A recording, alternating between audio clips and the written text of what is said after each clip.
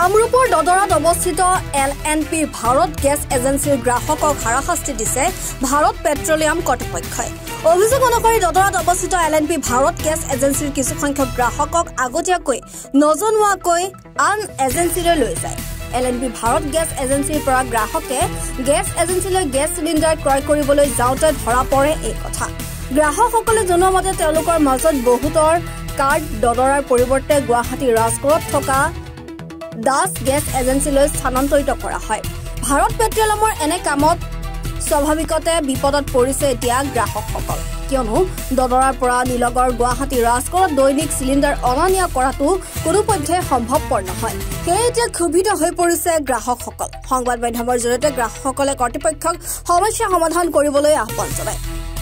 LNP অফিচত আহি চাওঁ, গেছটো নিব অহাৰ পিছত গম পাওঁ যে মোৰ বহীটো দাস এজেন্সিত মানে গৈ আছে।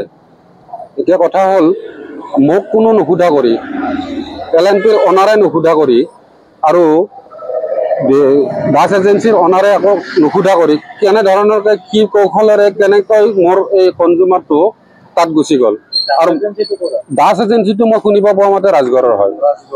আৰু মোৰ বুলি নহয়, প্ৰায় 600-650 মানুহক এনেকুৱা হাৰাশাস্তি দিয়াটো উচিত কথা হোৱা নাই। BPCLৰ যিটো আমাৰ চেলছ অফিচাৰ আছে তেখেতে দিয়া বুলি আমাক LNP ভাৰত গেছ কৰ্তৃপক্ষই আমাক জনাইছে। গতিকে কথাটো হ'ল, আমাৰ ভিলেজ এৰিয়াৰ পৰা টাউন এৰিয়াত আমি গেছ আনিব যোৱাটো অতি একেবাৰে সাংঘাতিক কথা হৈ আহি পৰিব। ট্ৰেন্সফাৰ কৰিছে হাতীগাঁও নহয়, মানে ৰাজগড় দাস এজেন্সিত। মোৰ ঘৰ মনাগুচিত।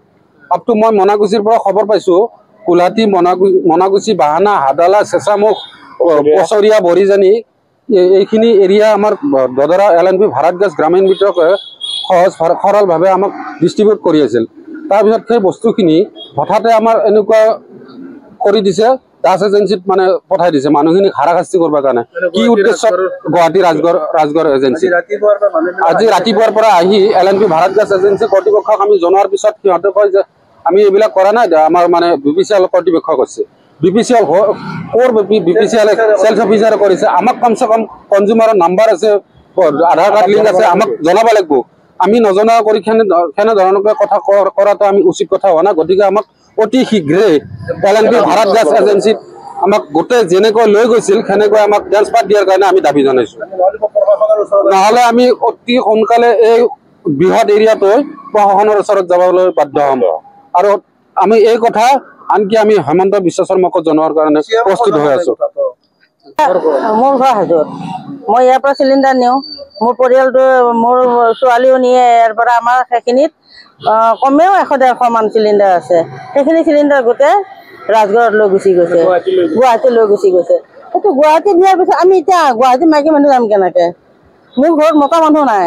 মই মতা মানুহ নোহোৱাৰ ক্ষেত্ৰত মই কেনেকৈ তাতে, আৰু আমাৰ অনুমতি নোলোৱাকৈ কেনেকৈ নিব পাৰে? নিলে কি কাৰণত? কাৰণটো আমাক এতিয়া সিহঁতে বুজাই দিব। যদি সিহঁতে আমাক এইবিলাক একো সিদ্ধান্ত দিব নোৱাৰে, আমি প্ৰশাসনৰ ওচৰত যোৱাটো আমাৰ একদম অনিবাৰ্য। 6 মান্থৰ পৰা সিহঁতে ভালকৈ মানে লোড দিব পৰা নাই, আমাক ছাপ্লাই দিব পৰা নাই।